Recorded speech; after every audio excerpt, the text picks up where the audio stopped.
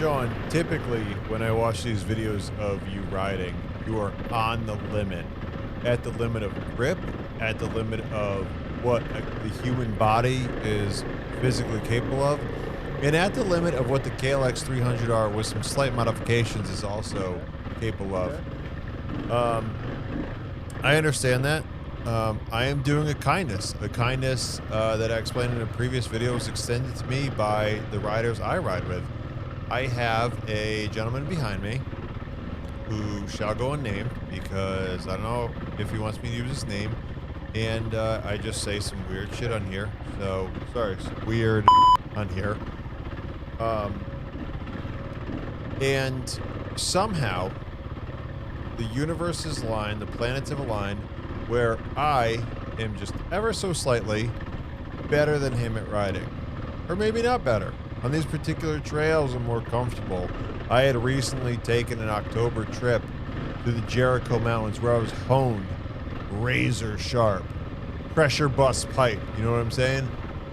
I was up in the Jericho Mountains, an unwieldy piece of steel sharpened against the many rocks in the mountainous trails and crevasses that were on offer. And so with my blade razor sharp, I didn't need to strive so hard to cut things. We've gone deep in this metaphor. I don't even know if it even makes sense anymore. I'm just being kind. I'm doing what others had done for me. So I'm just, I'm in first gear. I'm practicing. You can't see it because it's mounted on my handlebars, but I'm practicing standing up a lot. Just getting better at, going slowly, picking lines. One thing I really struggle with and continue to struggle with is when you're standing up, I don't really get how you don't whiskey throttle sort of a lot of the time. Because I understand you lean forward, balls of your feet on the pegs, elbows up and out in the attack position. If you're in some real hard enduro shit, you can widen your knees a little bit. Otherwise, they are gripping the bike. And that is how you brace yourself for the bike when you twist throttle, wanting to move underneath you. That all sounds great in theory, but I really struggle with it because there are times when they talk about great racing drivers, when they talk about the Max Verstappens of the world, who's my dude, love Formula One. What they talk about in him is that he can do everything necessary to race a car in a very competitive way, and he has capacity left over to think about other things. That is how I feel when I drive a car. That is not how I feel when I ride a dirt bike. Or drive a car, drive a truck, or drive shit with four wheels, or fucking go-karts or whatever. Sorry. Go-karts or whatever. That is not how I feel when I ride a dirt bike. I will say, it's kind of annoying to me because I can feel it when I ride a dirt bike that I'm not as skilled as I am if I'm on four wheels. Yet we persist. So that's important. This is such a good trail. I'm watching it, and it's actually more interesting than a lot of the other trails. Good thing I'm going slow, letting you guys take a look. I would say gals, but I just checked the demographic data of the all 13.25 people who have ever watched anything I've ever posted. And it's 100% dudes, which is surprising because I thought the dirt bike content was really going to reach a wider audience. It didn't. Oh, this, I just chunk into this. This is not, yeah. I think some of the deepest mud I found this day, or even compared back to the Jericho Mountain footage. Then we just pick a lane and romp through it. I remember this, and coming up here, I hope I don't have minutes of me waiting. I've been waiting.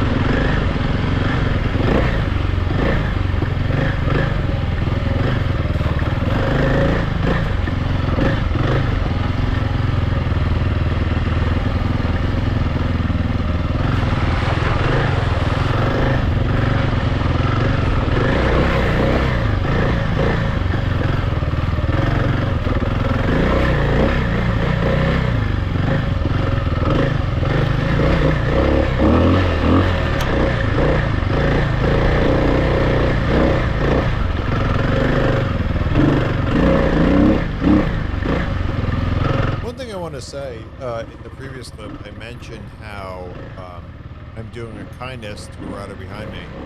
I'm very happy to do that. I had a great time riding with this dude. Usually, I am thanking the stars. Just had a bit of me not talking there.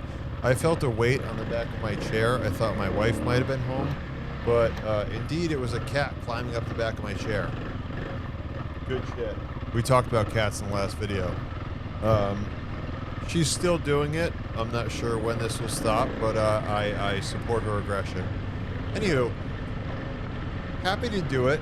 I actually really enjoyed riding with him because he's just more my speed. Also, he's a man who understands engineering perfection, excellence, precision, and sophistication.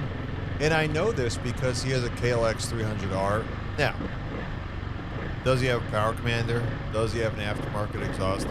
No, not yet he doesn't. Maybe he hasn't seen our other videos, because once he has, obviously, he'd be like, oh my god, these are necessary mods for this already perfect bike. So you can take perfect at 100% and you can get up to what I would, I guess, consider, you know, perfection plus. Perfection plus. I mean, what are you operating at? 110, 125%, whatever it is. Dude, this cat is really going for it. This is Gigi, a little baby lady, and she is really letting it loose. She's vertical. Dude, if I had claws and I just had like another, you know, as a human, unless I'm really good at rock climbing, I can do one dimension. I can walk on floors, stairs, whatever. I'm good at that. Sort of mastered it if you really want to talk about it. If I had claws and I could climb things vertically, are you kidding me? The amount of things I would do, the way the world would open up to me. I think cats may look at rock climbers and be like, okay, they're the only ones kind of figuring it out. I think cats look at us with their claws and they go, you guys really kind of suck. Which is a fair criticism. All we have is intellect, and if you've ever been to like a Walmart or a grocery store in peak hours, or really just anywhere in public, when people are just out, you realize like that intellect is not the shining achievement of the human race that we would all expect it to be. I mean, a lot of these people I see out at the store, if I tied their shoes together, I don't think they're making it home. I think they're going to need to have their last will and testament sort of finalized and steadied up for them to be able to feel good about them dying in the store because their shoes have been tied together. Because they won't have the wherewithal to take the shoes off. They won't have the wherewithal to untie the shoes. And overall, they're just deeply unimpressive human beings. And it's sort of your experience if you go anywhere. Unfortunate as it is. I mean, I'll tell you what, the number one thing that really gets me is you're going into a grocery store, right? Let's say it's 0 degrees out, which it has been here in New England for 8,000 months in a row. And you walk in and the person in front of you has their list. So they walk in a millimeter past the air curtain, or the sliding doors or whatever it is, if you don't know what an air curtain is. And they stop with their cart and check their list, blocking the whole aisle, blocking the whole area where they could be walking. I mean, it is absolutely infuriating. There are a few things I hate more. I wish I didn't have to say this, but I really do picture pushing like a old lady forcefully from the back when she stops in front of me, because it's just like, have you never been to a grocery store before? Have you never walked into a place and realized that the world did not stop and start with your participation in it?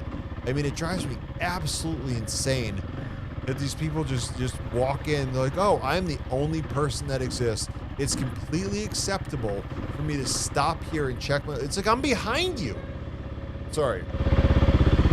At some point, this was a video about dirt bikes and me riding them. It's devolved into a list of my grievances with society, um, which I think is fair. If I can do anything to get these grievances out there and make things better. This is a really good trail.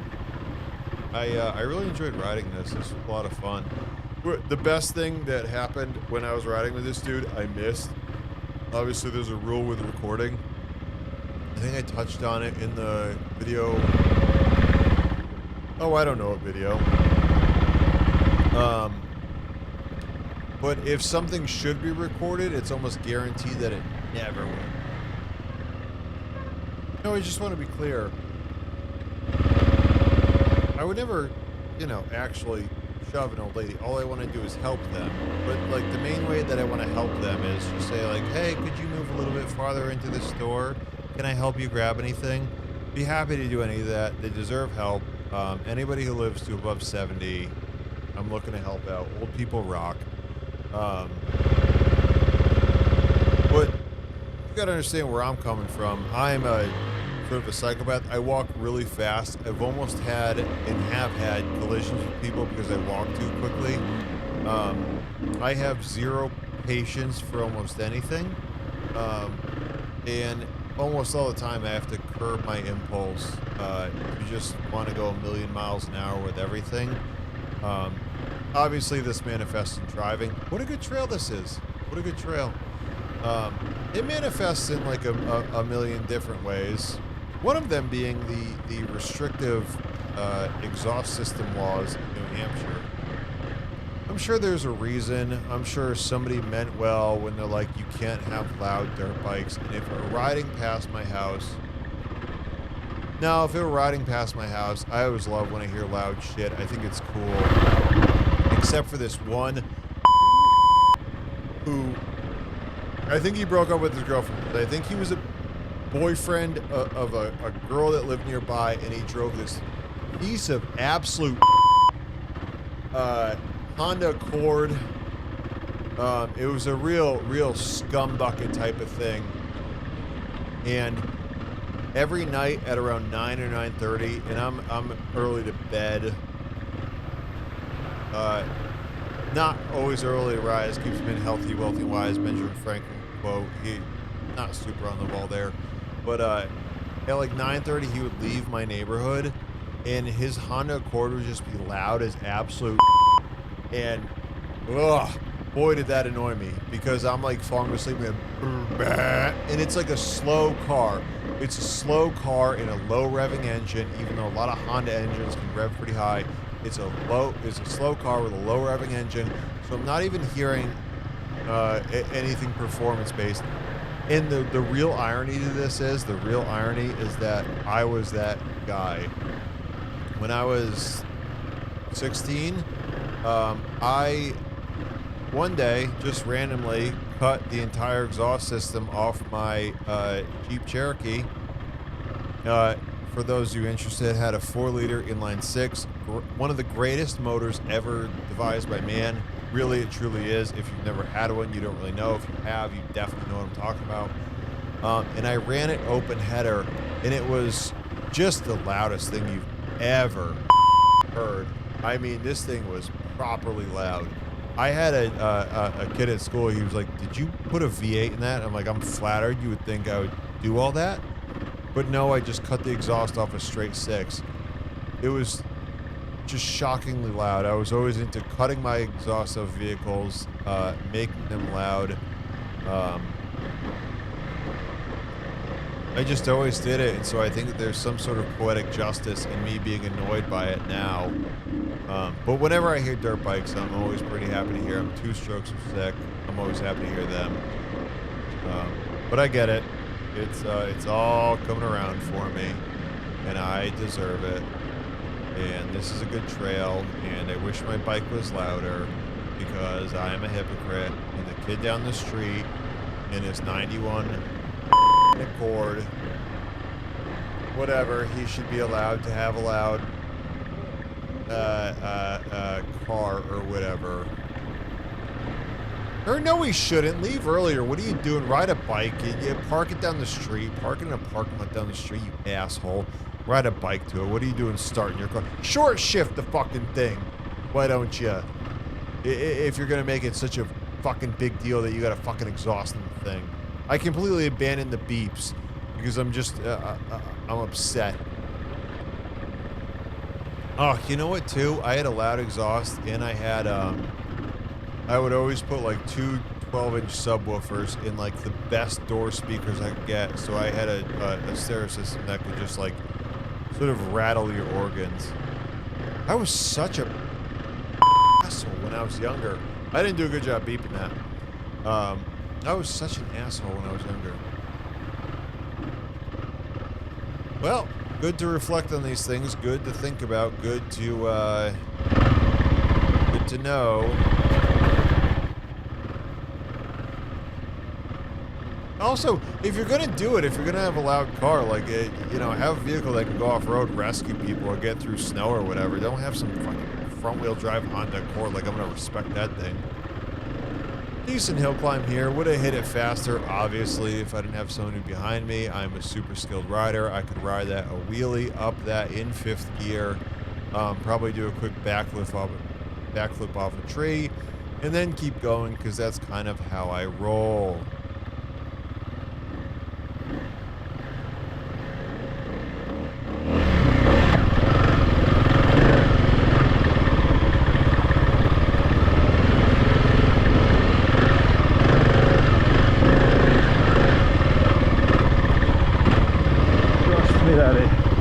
I can do slow.